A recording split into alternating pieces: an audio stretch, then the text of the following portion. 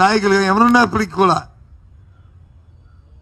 వారికి తగ్గ కొంత వాళ్ళ మీద క్రమశిక్షణ చర్యలు ఉండాలి, లేకపోతే ఇది ఆనవాయితీగా వస్తుంది అనే ఉద్దేశాన్ని వ్యక్తపరిచాం. ఆ నేపథ్యంలో నిన్న లేఖ కూడా రాశాను. అది లేఖ విడుదల చేద్దాం, కానీ మళ్ళీ అది రాజకీయాలతో ముడిపడిపోద్ది కాబట్టి, అది ప్రచార ఆర్భాటం ఉండకూడదు కాబట్టి దయచేసి మీకు అది ఇవ్వట్లేదు. కానీ ఆ లేఖను కూడా వారిని రిక్వెస్ట్ చేస్తూ వాళ్ళ అభ్యర్థిస్తూ అది కూడా పంపిన విషయాన్ని కూడా మీకు తెలియజేస్తున్నాను. ఓకేనా?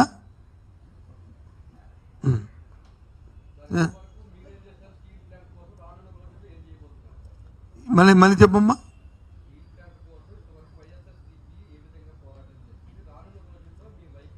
మేము ఇంతవరకు కూడా స్టీల్ ప్లాంట్ ప్రైవేటీకరణ అనే అంశం పట్ల మేము నిశ్శబ్దంగా ఇది ప్రభుత్వ సంస్థగా ఉండాలి, శైలిలో విలీనం అవ్వాలి, ఒకవేళ చివరి వస్తే శైలిలో విలీనం చేయాలి అని పట్టుకొని ఉంచా అనే అంశం మీద మాట్లాడాం. మనం జరిగిన ఎన్నికల్లో కూడా దీన్ని ఒక ప్రధాన అంశంగా తీసుకుని తప్పి చెడి కానీ ఈ ప్రాంతంలో కానీ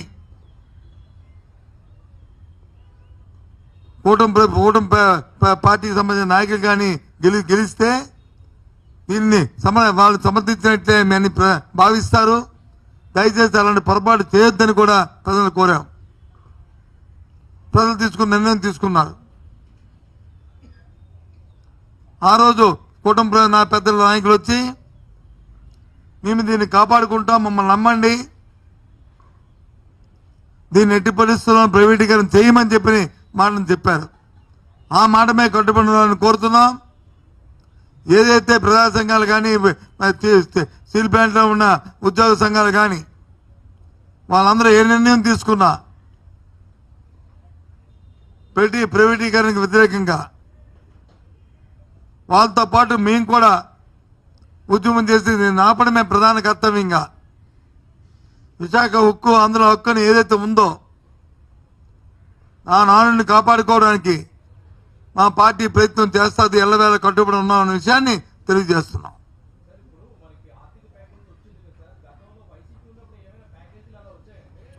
ఇదండి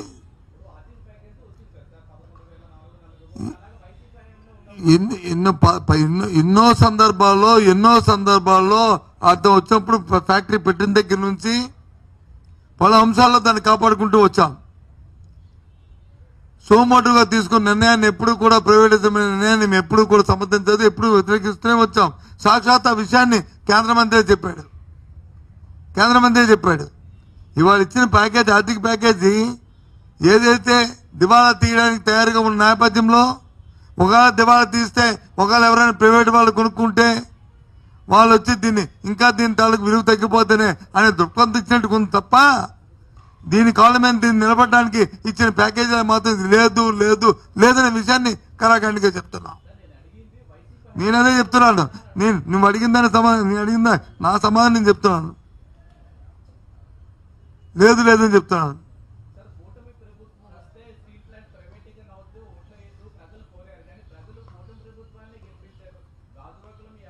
అందుకే చెప్తున్నాను కదా, అందుకే ఆ ప్రజలు మోసం చేయొద్దని కోరుతున్నాను.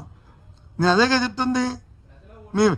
ప్రజలు 6 గ్యారెంటీలు కూడా నమ్మి కూడా ఓటేశారు, దానికి కూడా మోసపోతున్నారు. అలా మోసం చేయొద్దు దయచేసాను కదా మా తాలూకా డిమాండ్. విద్యుత్ పెంచమని చెప్పారు, ఓటేశారు, 15,000 కోట్లు పెంచారు, పెంచొద్దని కదా మా డిమాండ్. అదే కదా మా డిమాండ్. ఏదైతే ప్రజలకు ఇచ్చిన ఎన్నికల ముందు ఇచ్చిన వాగ్దానాలు ఉన్నాయో, ఎన్నికల ప్రణాళికల్లో పెట్టిన మాటలు ఏవైతే ఉన్నాయో ఆ మాటలు కట్టుబడి ఉండాలి రాజకీయ పార్టీ అనేది కదా మా తాలూకా డిమాండ్. అదే కదా మేము చెప్తున్నాం. నువ్వు చెప్పింది నేను చెప్పింది ఒకటే బ్రదర్, ఏం తేడా లేదు. వాళ్ళకి పాపాలకి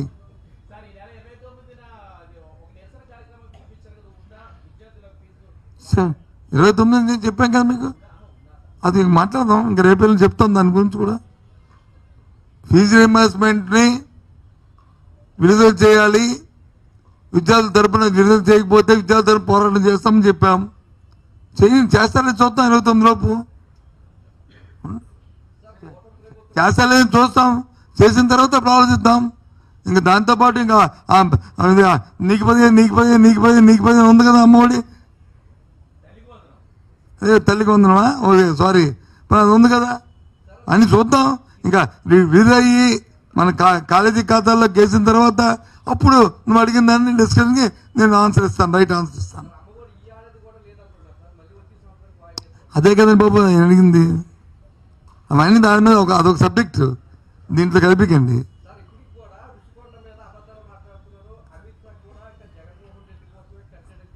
ఏది కాదు, నాకు ఇవన్నీ కాదు, కానీ ఆయన అడిగితే చెప్పేవాడిని, నువ్వు అడిగితే చెప్పకూడదు. అందరూ ఒకటినే, నీకు కూడా ఉందా దాంట్లో భాగం? ఆ ప్రశ్నలో ఆయన అడిగిన ప్రశ్నలో నీకు కూడా భాగం ఉందా? నీకు ఉందా?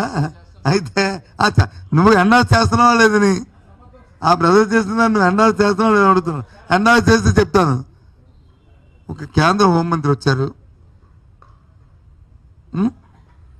ఒక రాష్ట్ర ముఖ్యమంత్రి కూర్చున్నారు, దాని పక్కన వచ్చి ఒక ఉప ముఖ్యమంత్రి ఉన్నారు, ఆ పక్కన వచ్చి ఒక కేంద్ర సహాయ మంత్రులు ఉన్నారు. అందరూ ఉండి ఏం మాట్లాడారని పేపర్లో ఏమొచ్చిందండి? మాజీ ముఖ్యమంత్రి గారు వచ్చి సొంత బిల్డింగ్లు ఎన్నో ఉన్నాయి, ఆయన ఎన్ని ఎకరాలు ఇల్లు కట్టుకున్నాడు,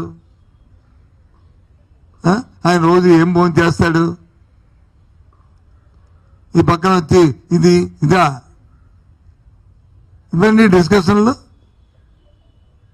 ఏదైనా ఒక పెద్దలు వచ్చి ఇద్దరు కలిశారంటే దాని మీద రాష్ట్రానికో దేశానికో ఒక సంప్రదించి ఒక మంచి కార్యక్రమం ఏమొస్తుందా, దాని నుంచి ఏది జరుగుతుంది అని చూస్తుంటాం. అది మానేసి ఆ ఇంటికి వచ్చి ఎన్ని బాత్రూమ్లు ఉన్నాయి, ఎన్ని బెడ్రూమ్లు ఉన్నాయి, ఇదా అండి డిస్కషను. దాన్ని వచ్చి పత్రికల్లో వచ్చి ప్రధాన అంశాలు ఇదా అండి, ఇదా చెప్పండి. ఇంకోటి అడిగారు మీరు, రుషికొండ భవనం అని. రుషికొండ భవనం అని చెప్పి ఆరో చెప్పాను, ప్రభుత్వ భవనం. ఎస్, 500 కోట్లు కట్టి ప్రభుత్వ భవనం ఇచ్చారు, తప్పే ఉంది. ఖర్చు పెట్టేస్తే ఇప్పటికీ ఒప్పుకుంటాం కదా. అందులో ఏదైనా అవతక దొరికితే చూసుకోండి. ఏంటి తప్పేంటి? ఏంటి తప్పు చెప్పండి, నాకు అర్థం అలే. ఇప్పుడు 170 ఇవాళ పేపర్లో చూశాను నేను, సిఎన్బిపి పేపర్కి వచ్చి 2 కోట్ల రూపాయలు ఇచ్చారు. ఆయన దోచుకొచ్చి రేపు ఉదయం కాఫీ తాగుతున్నారు, లేకపోతే ఇంకో దానికి ఎంతో ఇచ్చారు, దానికి తాగుతున్నారు.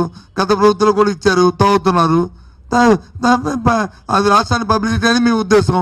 ప్రజలు వచ్చి సామాన్య ప్రజలు అనుకుంటారు ఇదేంటిది దోబరా ఖర్చులు అని వాళ్ళు అనుకుంటారు. ప్రభుత్వాల ఉద్దేశాలు వేరు, లక్ష్యాలు వేరు, ప్రజలకు ఆలోచన విధానాలు వేరు.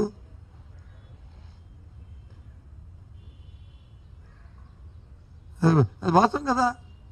అంతేకాని దాని గురించి ఒక డిన్నర్ మీటింగు, డిన్నర్లో కుడిపక్క ఇరు కూర్చో, ఎడంపక్క ఇరు కూర్చో, ఉత్తరాయణ నీళ్ళు దక్షిణ నీళ్ళు వీళ్ళిద్దరు, ఇవన్నీ దానికి ఆ ఇంటికి ఎన్ని గదులు ఉన్నాయి, ఎన్ని బెడ్రూమ్లు ఉన్నాయి, ఇవా డిస్కషన్.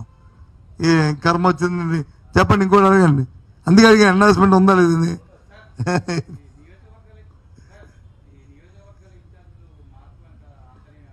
అంతనేమి ఎందుకు? రాజకీయ పార్టీలు ఆ పార్టీ ఆలోచన ప్రకారము వాళ్ళ తాలూకా దీని ప్రకారము ఆలోచన చేసుకుని చేస్తుంటే, రాష్ట్రం వచ్చి ఒక యూనిట్ కదా. రాష్ట్రం మా తమిళనాడును తీసుకెళ్తానే వరుస వాళ్ళు తీసుకొచ్చి ఎక్కడ పెడితే తప్పు, కానీ రాష్ట్రం ఒక యూనిట్ కాదా. ఇప్పుడు మన ఏ జిల్లాలో ఇప్పుడు మన దగ్గర ఉన్న కాదండి, మన దగ్గర ఉన్న కొంతమంది ఒకరిద్దరు ఎంపీలు ఉన్నారు, వాళ్ళు ఏ జిల్లా వాళ్ళు? వాళ్ళు ఏ జిల్లా వాళ్ళు? ఎంపీలు ఎమ్మెల్యేలు ఏ జిల్లా వాళ్ళు? వాళ్ళు ఓటు ఎక్కడ, మా తాలూకా పుట్టిన తేదీలు ఎక్కడ ఉన్నాయి, వాళ్ళ ఇల్లు ఎక్కడ ఉంది, వాకిళ్ళు ఎక్కడ ఉన్నాయి, ఎక్కడ ఉన్నాయి, 100 కిలోమీటర్లు ఉన్నాయి. ఏమీ ఇవ్వండి సార్, నువ్వే ఒకసారి ఆలోచించుకొని అడిగితే బాగుంది క్వశ్చన్. అది అందుకే నువ్వు అడిగా కాబట్టి చెప్పాను. వాళ్ళ ఉద్దేశంలో రాష్ట్రం ఇచ్చే యూనిట్, మరి మా ఉద్దేశంలో కాదా?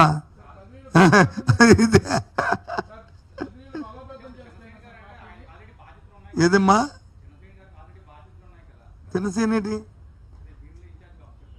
అప్పు తప్పే ఉంది అంటే బాధ్యతలు ఏంటి? నాకు అర్థం అంటే బాధ్యతలు ఏంటి?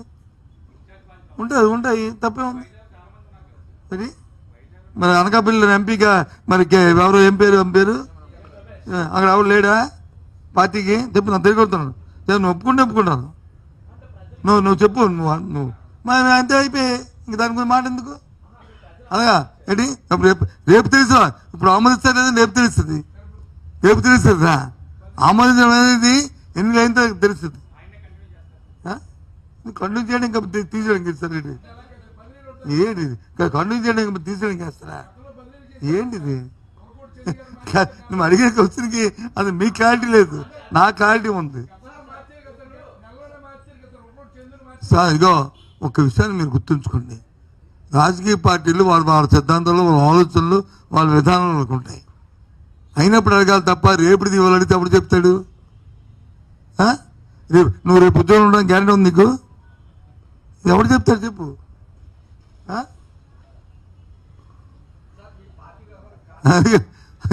పార్టీ వాళ్ళకి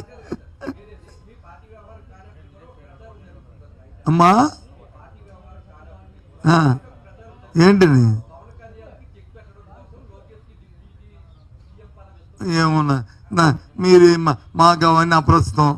ఎవరికి ఇవాళ తెలుగుదేశం కూటమి ప్రభుత్వం అధికారం ఉంది. ఎవరికి డిప్యూటీ చీఫ్ మినిస్టర్ మాకెందుకు? ఎవరికి ఇంకో పోర్ట్ఫోలియో ఇస్తే మాకెందుకు? ఎవరికి ఇంకోటి వాళ్ళు ఇచ్చిన డిప్యూటీ చీఫ్ మినిస్టర్ కానీ ఇచ్చిన పోర్ట్ఫోలియో ఉన్న మంత్రులు కానీ వాళ్ళు సక్రమంగా పనిచేస్తున్నా లేదా, ఒకవేళ ఎక్కడైనా ఇబ్బందులు జరిగితే ఇప్పుడు మన రాష్ట్రంలో విద్యా విధానంలోనే ఇంగ్లీష్ మీడియం గురించి వచ్చింది. ఇంగ్లీష్ మీడియం కాదన్నారు. ఇంగ్లీష్ మీడియం వల్ల నష్టమని నా పిల్లలు మాత్రం ఇంగ్లీష్ మీడియం చదవచ్చు, పేదవాడి పిల్లలు మాత్రం ఇంగ్లీష్ మీడియం చదవకూడదు. ఇదేం ధర్మం అండి? దాన్నే మేము మాట్లాడతాం తప్ప ఎవరు XYZ ఎవరున్నా ఒకటే. వాళ్ళ గురించి తప్పు కదా, అది పార్టీ వాళ్ళ ఇష్టం. వాళ్ళు ఎవరికేం పెట్టుకుంటారో మా విధానాల మీద మాట్లాడుతుంది కానీ తప్ప వాళ్ళ తాలూకా అంతర్గత విషయాలు మాకు అనవసరం కదా. అది వాళ్ళకి కావాలి కాబట్టి జగన్మోహన్ రెడ్డి ఇల్లు ఎన్ని బెడ్రూమ్లు ఉన్నాయి, ఎన్ని గదులు ఉన్నాయి కానీ మాకెందుకు? మాకు అవసరంలే. మేము ఇచ్చాం తప్పే ఉంది. మా మీద ఉన్నది. ఇప్పుడు వాళ్ళు 2 ఇస్తారో 3 ఇస్తారో 1 ఇస్తారో మేము ఎప్పుడైనా విషయం ఇస్తాం, మీరు అడుగుతున్నారు. కానీ నేనైతే మాత్రం దాంట్లో నాకు వ్యక్తిగతంగా నాకు చాలా క్లారిటీ ఉంది. ఎప్పుడు కూడా